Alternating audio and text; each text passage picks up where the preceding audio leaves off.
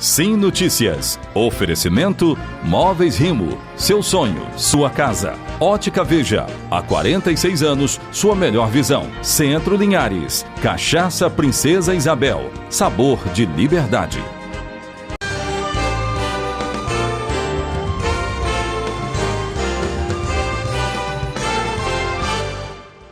Olá, fique bem informado a partir de agora, ligado aqui na sua rede Sim de televisão. Está começando o Sim Notícias. Vamos conferir os destaques na edição desta segunda-feira. Um mutirão de vacinação contra a Covid-19 aplicou 1.200 doses no final de semana aqui em Linhares. Vem aí a premiação do 5º concurso de qualidade do cacau capixaba. O projeto quer tornar a tripinha, típica da culinária linharense, em um patrimônio cultural e imaterial do Espírito Santo. Veja as vagas de empregos disponíveis no Cine de Linhares. A ONG SOS Mulheres se prepara para apoiar vítimas da violência em São Mateus. João Batista traz este e outros destaques. No último bloco, a Luana Santos traz um resumo dos destaques policiais no Rota da Cidade. Tem ainda os destaques do esporte. Estes e outros assuntos agora, aqui na sua rede Sim de televisão. Essa é da Terra.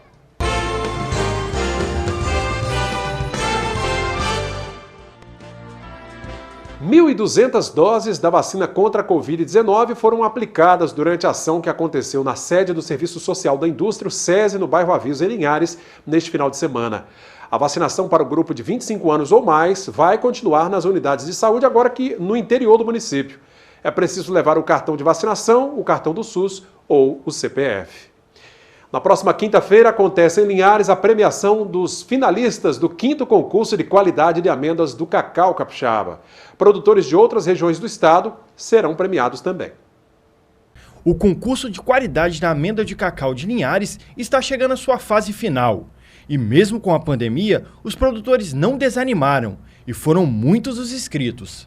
Em 2021, 50 amostras inscritas, tanto de Linhares como de outros municípios, dando continuidade e amostras com qualidade. Então isso é importante porque valoriza, reconhece quem está fazendo qualidade, quem está produzindo com mais qualidade e também incentiva para que todos possam buscar com o objetivo de produzir uma amêndoa com mais qualidade e agregar valor na sua produção.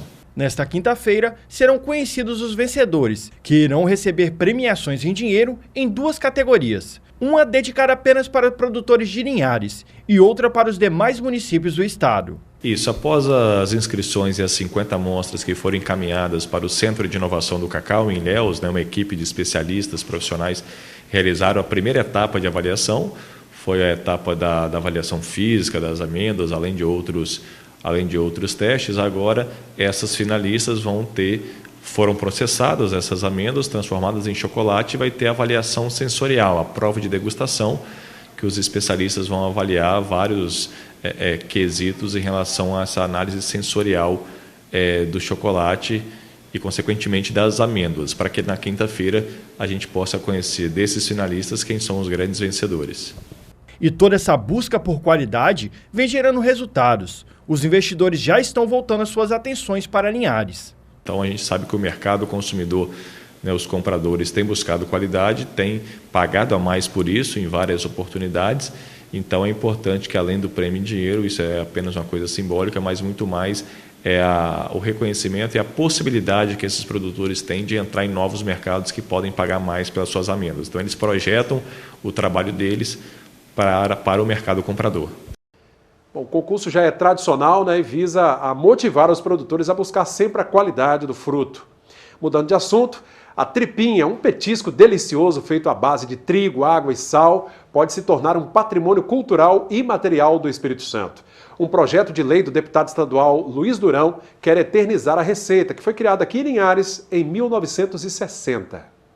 Um quitute que dá água na boca de qualquer um e que já faz parte da cultura de Linhares. Um bem imaterial do Espírito Santo, oriundo de Linhares, da dona Anita Rabelo, já comentado e escrito em alto e versos e prosa pela professora Arlene desde os idos de 1960 para cá, quando relata em seus livros essa iguaria que pertence a Linhares, que pertence ao Espírito Santo.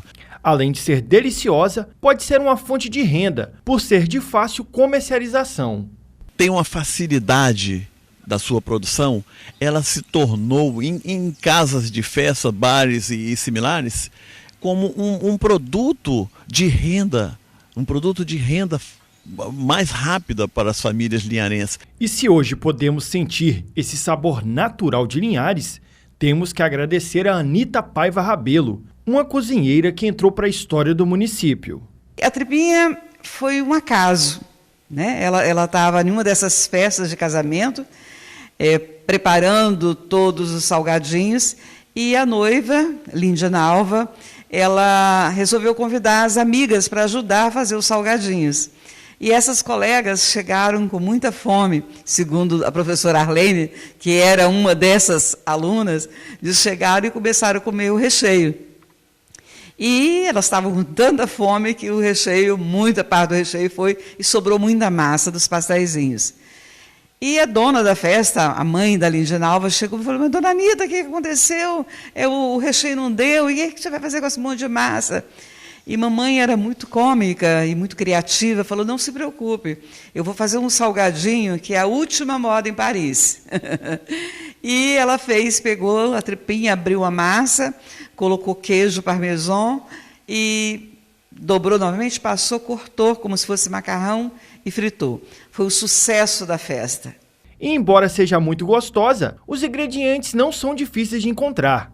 Nós viemos aprender a receita com a Dona Penha, que já fabrica a tripinha há mais de uma década. Os ingredientes necessários é trigo, água, sal e só isso, e amor, carinho, deixar a massa descansar. Depois de passar pelos rolos, a massa fica nessa espessura. Mas antes de cortar, a Penha nos dá uma dica. O meu segredinho maior para mim trabalhar com mais praticidade é deixar a massa, depois de espichada, pegar um pouco de ar para poder ela dar uma secadinha. Não completamente, mas que ela não grude quando você toca ela, que ela não fica pegando uma na outra. O próximo passo agora é o da fritura, que é feito em pequenas porções e o óleo tem que estar bem quente. Depois disso, é só servir. Na Itália, quando eu morei lá, foi amada por todos. A quem provou de lá da minha receita, ficaram satisfeitos e com muito elogio. E para a gente, né, é um orgulho saber que já tive a oportunidade de fazer provar do outro lado, né, na Itália, a tripinha famosa de Linhares. E depois de todo esse processo, chegou o melhor momento da matéria, o momento que eu vou poder degustar esse verdadeiro patrimônio histórico de Linhares.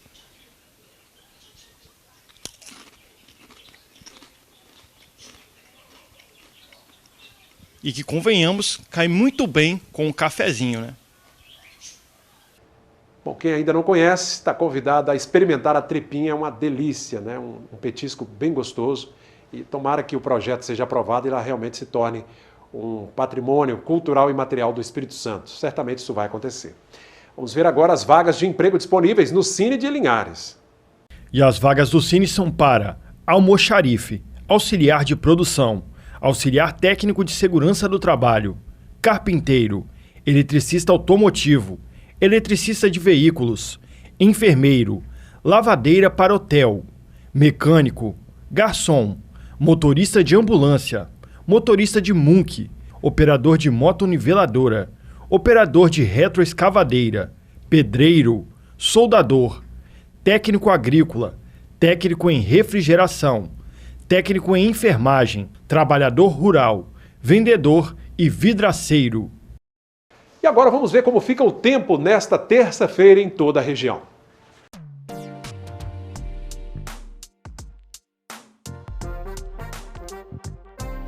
Terça-feira de sol entre nuvens e chuva fraca. As temperaturas sobem um pouco. Linhares com mínima de 20, máxima 31 graus. Colatina com mínima de 19, a máxima é de 29. Em São Mateus, variação entre 21 e 30.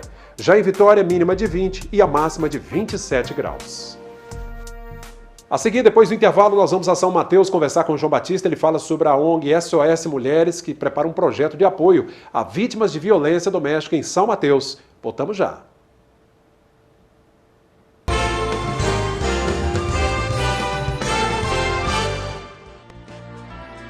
Voltamos com o nosso segundo bloco de hoje. A ONG SOS Mulheres em São Mateus se organiza para apoiar vítimas da violência sexual na região. Nós vamos para lá agora conversar com o João Batista sobre este projeto e que traz também outros assuntos. Olá, João, seja bem-vindo.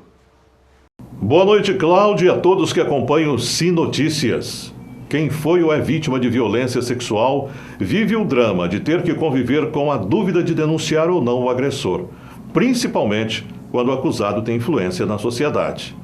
E esse é um dos motivos de toda a movimentação que está sendo organizada pelo SOS Mulher de São Mateus.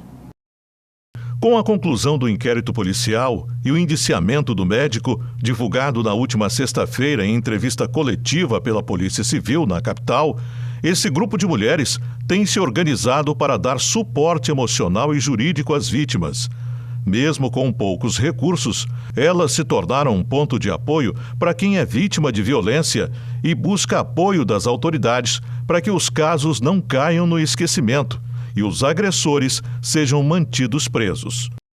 A ONG SOS Mulheres de São Mateus se reuniu na manhã desta segunda-feira com o objetivo de discutir uma manifestação de apoio às mulheres vítimas de violência sexual e todo tipo de preconceito e violência de gênero. Nós queremos provocar comoção social, para que realmente o Estado olhe com carinho, olhe de forma adequada para essa situação de violência de gênero, que nós sabemos que acontece não somente aqui no município de São Mateus, mas em outros municípios do estado do Espírito Santo. Nós queremos provocar um clamor público, dizer que sim, a soltura de eventuais suspeitos causa perigo à ordem pública. É isso que nós buscamos hoje aqui, nessa reunião. Muitas vítimas ficam com medo e vergonha de denunciar. Mas para a advogada das 3 mulheres que denunciaram o médico ginecologista em São Mateus, esses casos não podem ficar escondidos. Realmente é uma situação que causa vergonha, constrangimento, dor. Às vezes relatar algo que aconteceu 2, 3 anos, dói falar. O que a gente chama de revitimização, repetir a história, 1, 2, não se sabe quantas vezes vai ter que repetir. Mas nós temos uma delegacia da mulher no município de São Mateus. O nome de todas as vítimas estão sendo preservados, e elas podem comparecer à delegacia da Polícia Civil de São Mateus para relatar o caso, ou até mesmo procurar uma ONG, um advogado, alguém de confiança para conversar e levar o caso adiante, porque quanto mais pessoas denunciarem, quanto mais mulheres se encorajarem, levantarem e irem a uma delegacia procurar alguma ajuda, aí sim nós vamos ter o retorno esperado. Para a fundadora da ONG, é fundamental a participação da sociedade, porque esses casos a cada dia são mais frequentes. Para a gente hoje não seria nenhuma novidade, porque a gente presencia várias outras situações de violência que a gente fica assim comovido, E a gente já vinha estudando, agora 15 anos de Lei de Maria da Penha, a gente já está com o dia D, só falta confirmar agora o nosso convite para a gente dar um grito, que o SOS Mulher hoje grita em chega de violência de gênero, porque a doutora Penélope trouxe um caso, mas a gente vive milhões de casos. E a gente precisa se unir, a gente precisa estar ali junto para que a gente consiga amenizar a dor um pouco de cada uma que já passa por uma série de situações. Porque não precisa... Hoje a violência, ela é o quê? É o assédio, é o marido dentro de casa, o padrasto com as crianças, é vítimas de todos os lados, até os meninos sofrem violência. Nós não atingimos, estamos muito longe de atingir um objetivo, que é acabar com a violência de gênero, Porque nós não temos acesso à informação. Nós hoje, da ONG, a nossa maior dificuldade é ter acesso a dados, porque hoje para nós a ONG ela vive de doações e de recursos do Estado, do município, da União. E hoje nós precisamos criar projetos em prol dessas mulheres. Nós temos muita dificuldade em ter acesso a dados, porque alguns municípios são omissos em relação a isso, não se manifestam em relação a isso. Porque não tem público. As mulheres também não se manifestam. E eu também não me manifestaria no caso delas, porque elas não têm um atendimento humanizado. Segundo a assistente social da ONG, o perfil dessas mulheres é de muita carência e medo. A pessoa que sofre violência, ela chega querendo um abraço, querendo um ombro, querendo dar um grito né? E aquele grito que não pode falar porque medo de medo de o que o esposo vai achar. Então elas chegam fragilizadas. É desse jeito que a gente consegue fazer essa busca das pessoas que sofrem essa violência. Para essa advogada, é preciso a ajuda de todos. Essa conversa não é só importante para as mulheres, mas também para incluir os homens nessa luta, né? Porque a gente sozinha às vezes não tem força, né? Às vezes a gente como vítima de uma situação, a gente não tem força. Então a gente precisa das pessoas que estão em torno da nossa volta, né? Então assim, às vezes a gente, com a informação que a gente tem, às vezes a gente não consegue identificar, mas alguém que está de fora, né, consiga visualizar a situação que a gente vive, às vezes, muitas das vezes, e consiga ajudar a gente, a tirar a gente dessa situação, né? E agora nós vamos mudar de assunto para falar de um outro tipo de violência. Final de semana, 4 pessoas foram assassinadas. As mortes aconteceram em Braço do Rio, distrito de Conceição da Barra. A Polícia Civil ainda mantém em sigilo as investigações desse crime registrado na noite de sexta-feira. As vítimas se encontravam em um bar, quando um carro não identificado chegou e o atirador efetuou vários disparos. Dentro do bar estavam Davidson Conceição dos Santos, de 20 anos, o Everton da Silva Nascimento, de 29 anos, Manuel Marques, de 52 anos, e a proprietária do bar, que foi atingida também pelos disparos. Dona Ione Caires dos Santos, de 48 anos, e Davidson foram socorridos para o hospital, mas não resistiram aos ferimentos. Há informações que apenas 2 pessoas eram alvo do criminoso. As outras foram atingidas porque tentavam se proteger. O crime segue sendo investigado pela Delegacia de Polícia Civil de Conceição da Barra e até o momento não se sabe a motivação. Os corpos das vítimas foram encaminhados para o Serviço Médico Legal de Colatina. E esses foram os nossos destaques de hoje. Cláudio, voltamos com você aí no Estúdio Linhares. Uma boa noite a todos e até amanhã, se Deus quiser. Obrigado, João, pela sua participação. Bom começo de semana. Até a próxima edição do Sim Notícias. A gente confere agora como abriu a semana o mercado do café.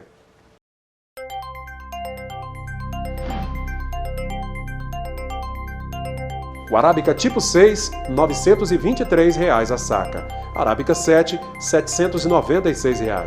O Conilon tipo 7 está cotado a R$ 603 a saca.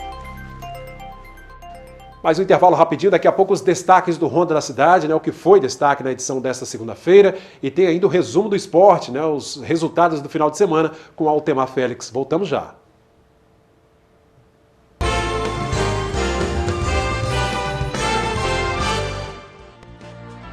De volta agora com o nosso terceiro e último bloco, e a gente abre esse terceiro bloco com os destaques do Ronda da Cidade, desta vez com a Luana Santos. Olá, Luana, o que foi destaque no Ronda desta segunda-feira? Olá, Cláudia e amigos que acompanham o Sim Notícias. Nos destaques policiais de hoje, nós vamos falar sobre uma tragédia que aconteceu no interior de Linhares. Na manhã da última sexta-feira, uma discussão entre 2 companheiros de trabalho terminou em morte em uma propriedade rural que fica na região da Fazenda Três Marias.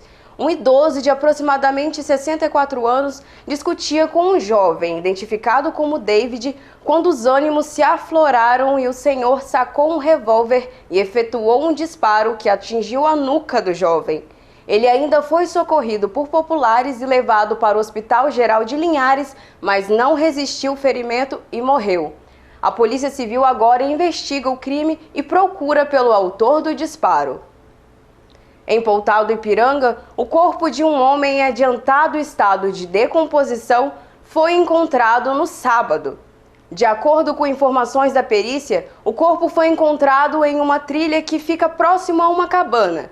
A perícia da Polícia Civil esteve no local e, após os primeiros procedimentos, foi encontrada uma perfuração de arma de fogo no tórax da vítima.